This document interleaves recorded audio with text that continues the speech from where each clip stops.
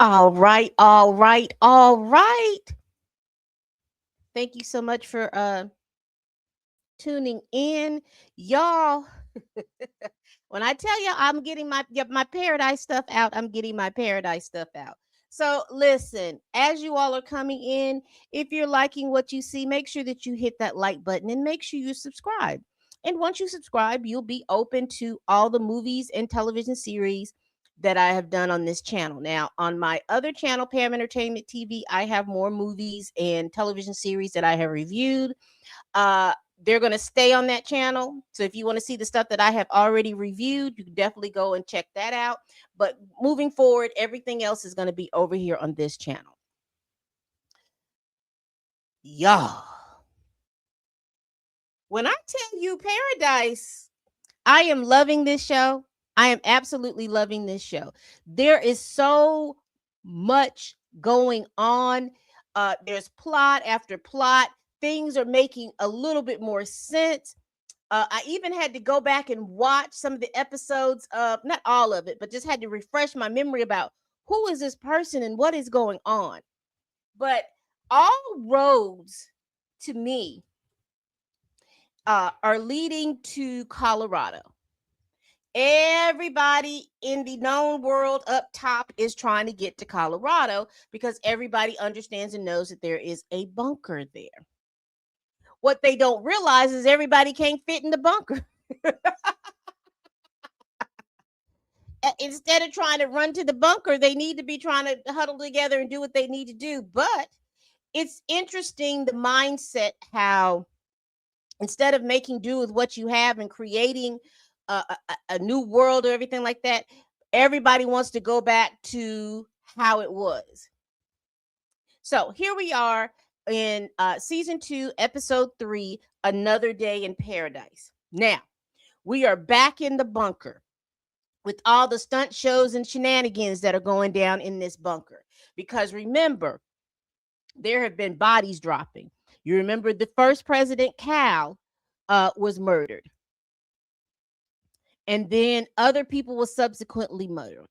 And the agent Driscoll, something's not right with her, but we are definitely seeing that this something's not right with her. So let's get started. So the episode starts off with Sinatra being in the hospital. You know, she's recovering from that gunshot wound to the chest that just Driscoll did to her.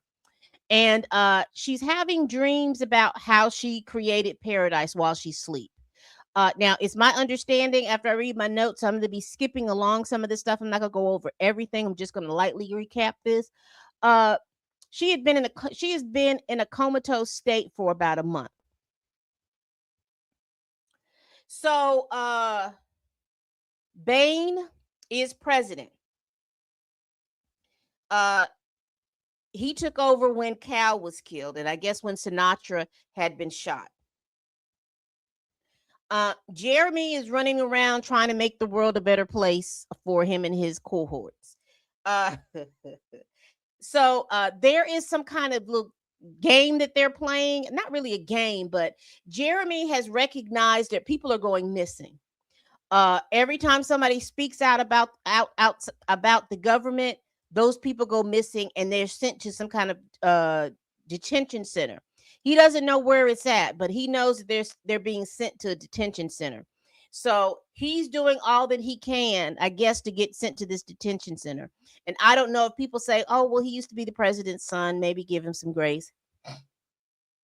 I don't know if all of that's going on. Um,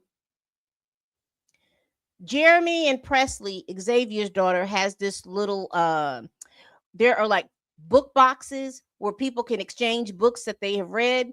And basically what happens is Jeremy will put a letter in this specific book, and then Presley will come behind him and get that book and get the letter or the note out of it. And that's how they've been communicating. Uh we get a flashback from Robinson because you remember when all of these shenanigans happened last season because Driscoll was dropping body after body. You know, she killed William Pace. She killed there was one more other person that she killed. But anyway, She's dropping body after body after body. Now, I can't figure out if what her deal is, Jane Driscoll, but I know that something ain't right with her.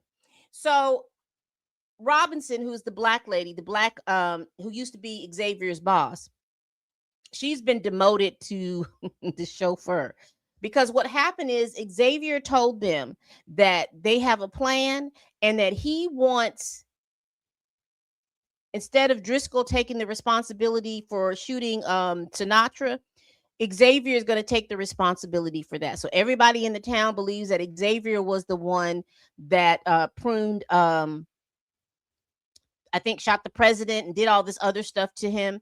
But it was actually Jane. So then you have President, what's his name? President Baines. He's sitting in office, and I thought that this was is it me? But was he acting like we know our 47 to act? Because he's sitting in there in a meeting where it's a serious meeting. You're basically running what you all believe is the known world. There's 25,000 people down here, and you all are basically running the known world. And he's like, we've got to get morale up. We just need to do things to get morale up. I know what we can do. There's no seasons change down here. We're going to offer the people summer. And his cabinet is looking at him crazy because he's a little man, but he's a little man and wants to have all this little big authority. And he begs somebody to question him because he puts him in the little detention center down up in underground, up under Paradise. So one of the guys, particularly the guy who helped build Paradise, he tells him, you don't have enough power for that. We've got nuclear power that's supposed to last us for 30 years. And you don't have enough power to do that because Sinatra has a side project going on. And he also told him it was a waste of grid power. There is no need, even without the Sinatra side thing, it was a waste of power. But Henry Baines had to have what he wanted to have. He had the man who created and built Paradise. He had him thrown in jail. Talking about he wants to raise the temperature in Paradise 10 degrees. Child, a mess. The man,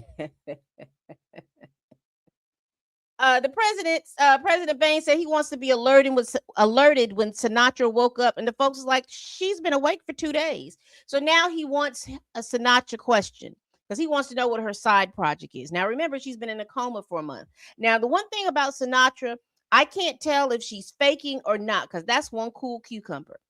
You can't shake her shit for nothing. So Jane goes to, now that she's aware that Sinatra is awake, and Sinatra's real name is Samantha Redmond.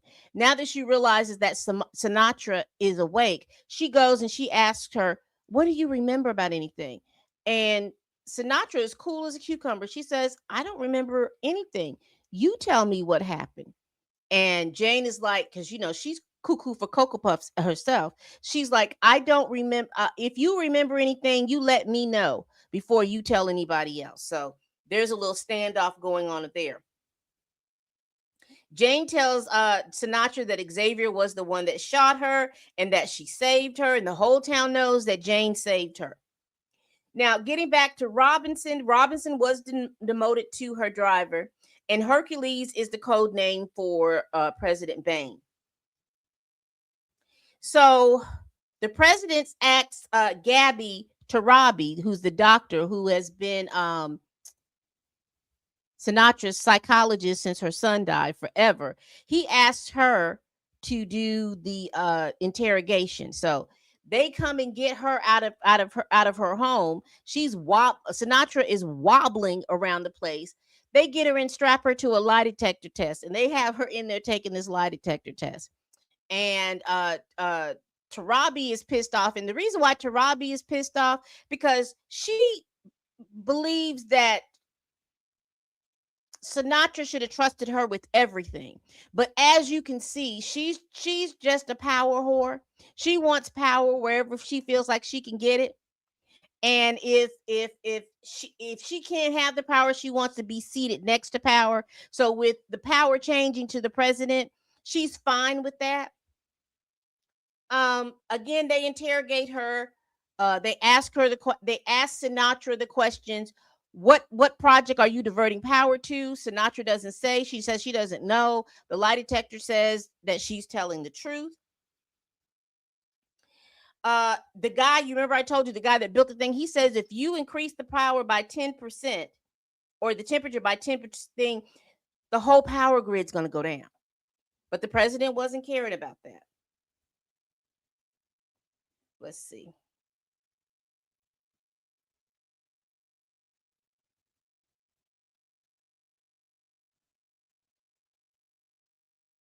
I talked about that. The president was upset because he didn't get the answers from Sinatra that he was going to get. So while they were outside talking like that, Jane speaks up and she says, "Well, I believe in you, Mr. President." I got almost Marilyn Monroe vibes from that, but that throws Robinson off because remember, Robinson underestimated Jane Driscoll. She thought that she was just some kind of little cheap little rookie or whatever, and that she was green behind the ears. Because the thing that Jane Driscoll does is that she does those white woman tears. She emotes all of this emotion like she is so empathetic, but she really isn't. She's just perpetrating. She is mimicking. She's mimicking these emotions and she does a good job because everybody believes her. Oh, everybody believes that she's so bereft. She's so upset about what's going on, all of these little different things. And like I said, she is Jane, something's not right with Jane. Don't know what it is, but something is not right with Jane.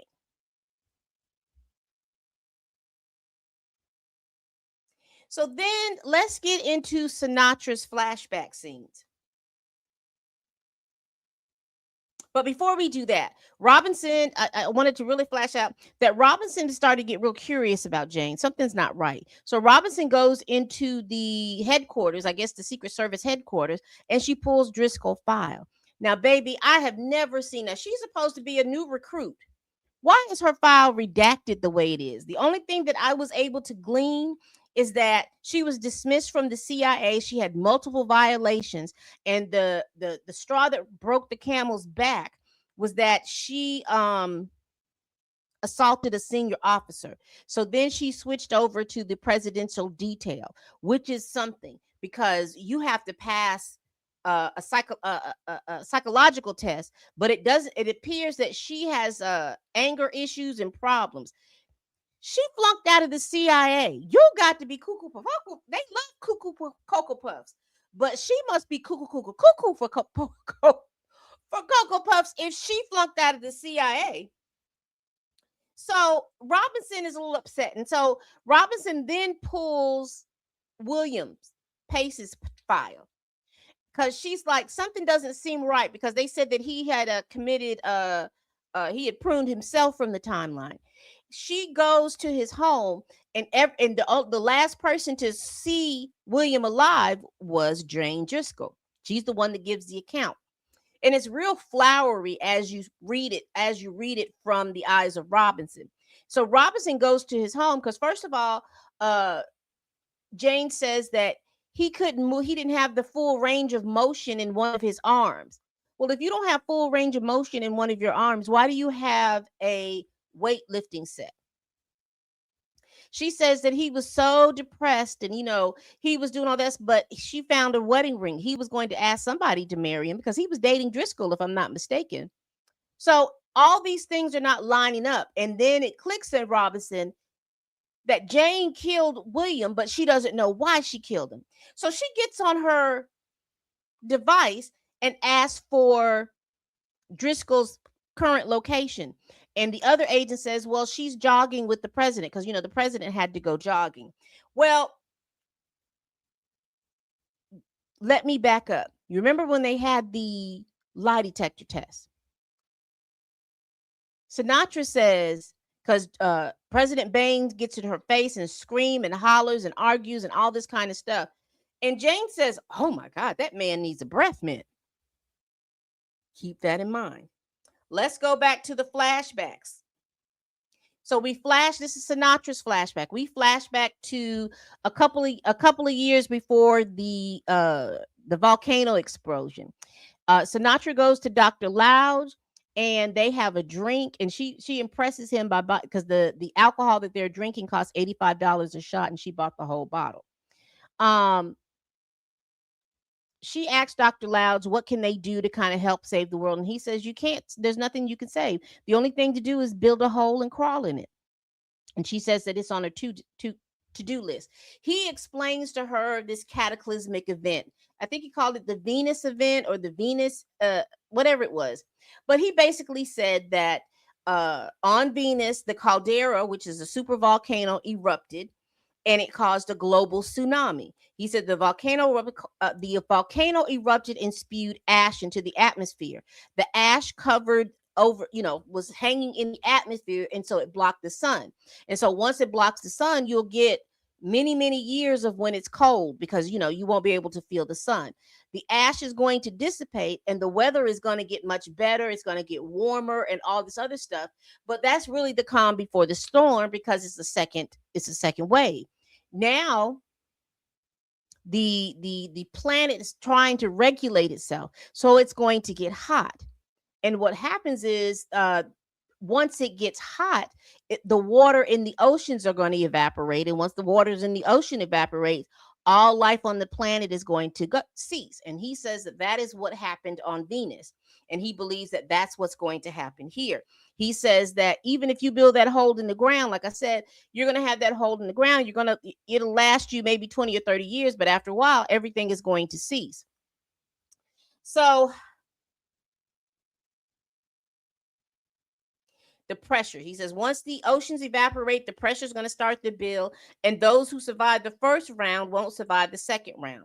He claims that this is what's going to happen. That's what happened on Venus. She says, she asked, well, how can we fix this? He said the only thing that fixes it is time. So, you have to hope that the volcano explosion isn't as bad as we know it to be, so that the earth can recover. So so there's a flashback scene where it flashes back to President Cal. You remember the first president, his re-election. And she was talking to him about a few things, but he's in the midst of being excited because this is his re-election campaign and he won. So Cal's father is talking to Sinatra, and she's saying that our plans in Colorado is being held up because the owner of a company refuses to sell the company. And so Cal's father says, well, you've done it the direct way. I need to introduce you to people who's going to do things another way. So he ends up introducing him to William Pace. Now, William Pace is a hired assassin out in the real world. He's a hired assassin. And he is out here. Sinatra gives him the paper and says, you need to get this man to sign. If he doesn't sign, then you need to prune him from the timeline. So the guy's name is Henry Miller. So William Pace goes and he meets Henry Miller at the bar because Henry goes to this particular bar all the time. They sit down and have conversations. They talk about the game. They get all buddy. And then William shoves the papers to him, says, you better sign. So Henry was like, do you believe in fate? Do you believe in destiny? Do you believe that things that happen, that we're supposed to be here when these things happen? At any rate, he signs the paperwork. And so William is a little pleased with himself until he reads it and he realizes that he really didn't sign his name. He said that he signed something and I didn't write it down. So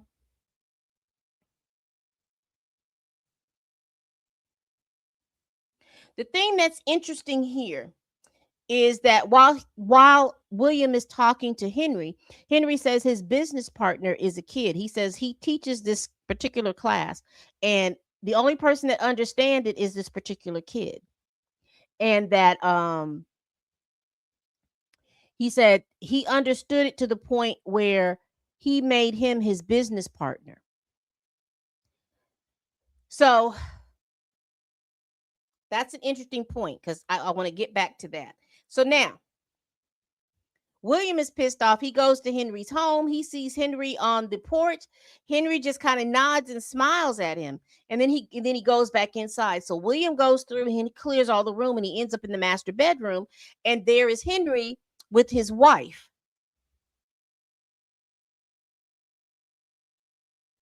Alex.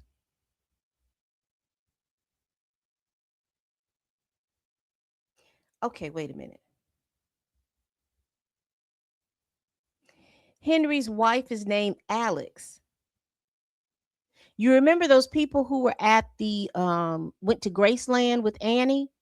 Weren't they looking for somebody named Alex? Let's continue. So Henry says that his wife has Huntington's disease or whatever, and she hasn't been immobile. She's been immobile for a very long time. So in other words, Henry is using this opportunity for a murder suicide situation. So he injects his wife with some medication and it stops her breathing, and then William kills him. He makes William promise not to touch the kid, and so the kid comes home with food. William tells you, I wasn't here and you weren't here. Don't go in that back room. The best thing for you is to leave and don't come back. Now, you ask me, that kid looks a lot like Annie's baby daddy. And he wants to get to that bunker.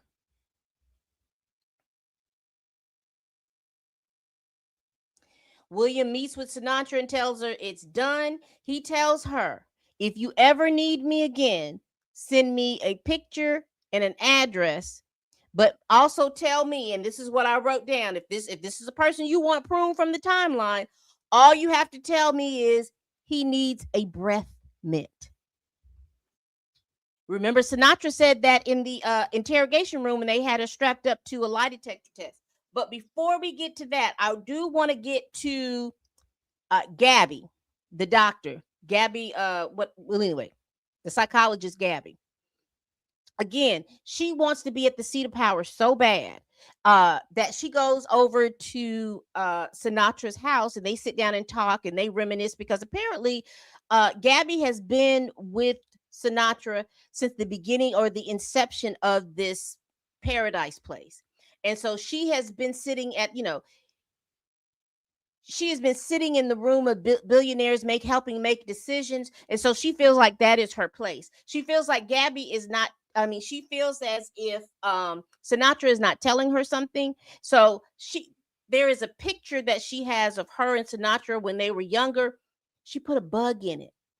Now, Sinatra is sitting at her table talking to Carmela, I think, whatever the maid's name. Well, the maid is actually her right-hand person.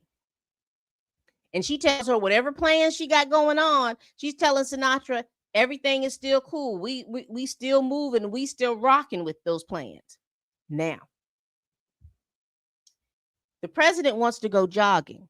Everyone is saying we need to clear the neighborhood before you can go jogging. He's like, I don't have no time for that. Because remember, he's a little man who wants to have all this power. So Jane says, I'll go with you. And so she goes on jogging with him, and he think he's trying to impress her like he's really the big man and everything, doing all this talking and everything like that. And he lets his guard down, and that he's standing before her, and he's standing before her because I think that they decided to take a break, and she slits his throat. Jane slits his throat. Now, prior to all of that, Robinson asked for Jane's 20. And another agent said, oh, she's running and jogging with the president. So now Robinson is believing like Jane is running around here assassinating people. There's something else going on. So she tries to go where Jane is at. So Jane assassinates the president. Then she puts a big X on his back. Robinson comes around the corner. I don't know exactly what Robinson thought she was going to do. But Robinson comes around the corner. Jane subdues her, chokes her out, and then she puts the murder weapon in in Robinson's hand. So now her butt's finna go to jail. Now Xavier's children ain't gonna have nobody to look after them. Baby Jane might be trying to prune them from the timeline, but it's clear to me that Jane's only objective is to do the bidding of Sinatra. Because Sinatra said this man needs a breath mint. That is the code that she had with William. And I don't know if William told Jane or not. However, it happened. The president has been pruned from the timeline, and baby Paradise is about to go into fits. Now, Jeremy had sent the letter to have Presley meet him at the end of the earth, or wherever they meet down there in Paradise. But Presley Brothers Jane was like, hey, I need for him to leave my sister alone. So he intercepts the letter.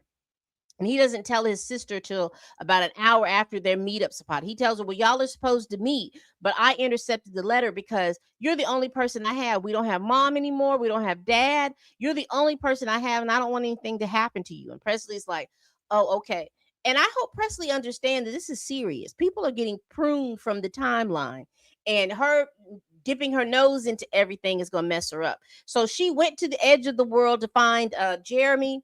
And it ends up Jeremy was a wanted child, and so he calls the security police to come pick him up. They pick him up and they put him in the detention center. Now this detention center is well below Paradise. He gets in there, and he's in this detention center, and he's talking to the guy that created Paradise, and he tells the guy, I want you to help me tear this down. I want to blow this whole thing up. He basically wants to expose everything that's going on. And I guess he wants him to get back up to the surface. I don't know. But that was a complete and interesting episode, just to get us back to understanding how we got there in the first place, that Paradise is down there and Paradise is in turmoil. Sinatra has not really, even though Sinatra has been in a coma for a month, she really truly hasn't let off power. She's still in control. And she has Carmen and other people and Jane helping her maintain control. A mess. What do y'all think about episode 3? Y'all, I'm enjoying this show. It's taking me back and forth. Now, I have to get better about these flashback episodes, but they're adding so many layers. Number one, there's going to be a problem with that boy who William killed his surrogate parents. He seems to me like Annie's baby daddy. That's who he looks like. Because you remember he said that he was in school and then he had to drop out. And then the cataclysmic happened. That's one thing. He's trying his very best to get there, because if he is that young man, he has a bone to pick with Sinatra. And I don't know if Sinatra understands that this man is after her head, but we will see. All right, people, we do this every week. Please like, comment, and subscribe. Please share this video if you care.